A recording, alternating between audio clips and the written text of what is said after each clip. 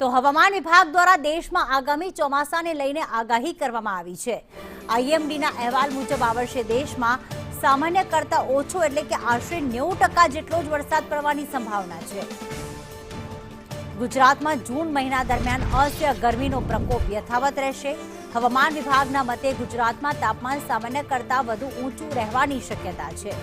પ્રાદેશિક સ્તરે વાત કરીએ તો ઉત્તર પૂર્વ ભારતમાં સામાન્ય વરસાદ રહેશે, જ્યારે મધ્ય દક્ષિણ અને ઉત્તર પશ્ચિમ ભારતના વિસ્તારોમાં સામાન્યથી ઓછો વરસાદ નોંધાઈ શકે છે।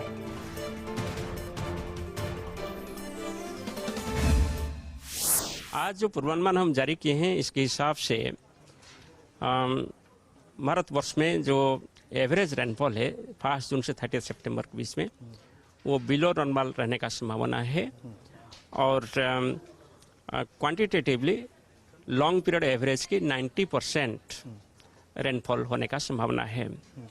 मगर आप स्पेशल डिस्ट्रीब्यूशन देखें तो north eastern states, eastern part of south India और some areas in northern parts of the country जैसे कि जम्मू कश्मीर, लद्दाख, रेड एरियाज और some isolated pockets in central India, वहाँ नॉर्मल से एबो नॉर्मल रेनफॉल हो सकता है और रिमेनिंग पार्ट से बिलो नॉर्मल रेनफॉल होने का संभावना है।